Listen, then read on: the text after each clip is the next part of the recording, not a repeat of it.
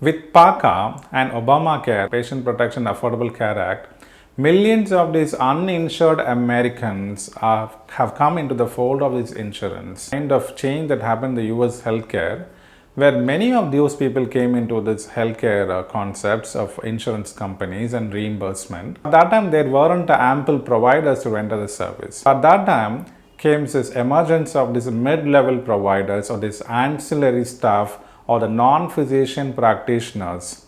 Their role became to a paramount level, and there were certain rules that are being set, how they should deliver the service in the absence of providers or under the supervision of providers.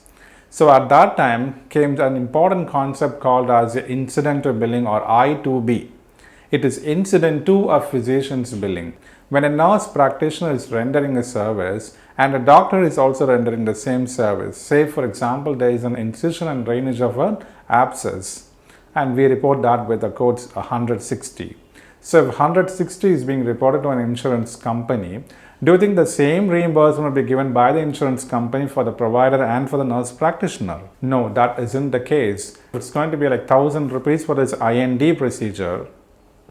The insurance company reimburses like 800 for the provider and 600 for the nurse practitioner. On a given day, there are like 10 patients and there is a deficit of 200, 800 for doctor and 600 for the nurse practitioner. There is a deficit of 200 rupees.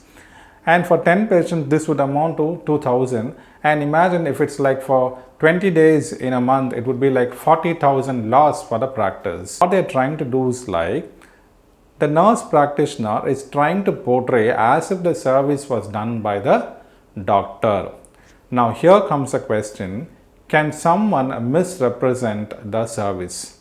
Here there comes another concept of NPI, which is the National Provider Identity. This is a 10-digit number that would be given to all the health practitioners in the US. This is a unique identifier, this is a unique number. And you are not supposed to share your NPI with that of the other staff. Even groups have their own NPI. We call that as a group NPI.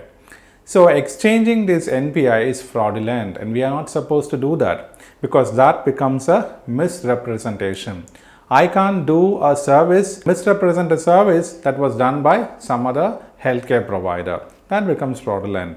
So here there is a legal way of doing it, and that is the incidental billing.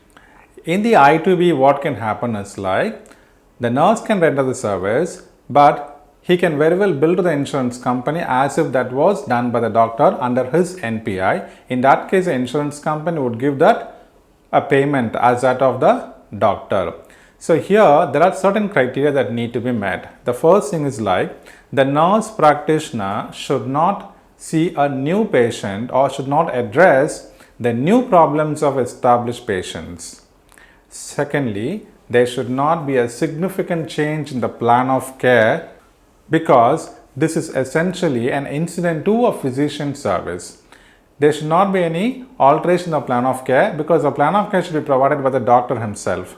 And thirdly, the provider should be in the office with direct clinical supervision. He should be there in the office. It's not like he can go to a restaurant or a hotel outside, and at that time if the nurse practitioner renders a service, you can't bill that claim as an incident to billing. Auditors check the day when this doctor was on leave. So those days, if the nurse practitioner has billed the claims under the doctor's NPA, now all those claims will be deemed fraudulent. So this is one important tricky area that you should understand, because doctor will have to see the new patient or the new problems of established patient. He should be there in the office giving this direct clinical supervision, and he should develop the plan of care, and there should be active participation by the provider. If that is not met, if incidental billing requirements are not met, then the nurse practitioner should have to report the claim or report in the medical CMS 1500 form that the service was under her NPI. Here then there would be a discounted reimbursement.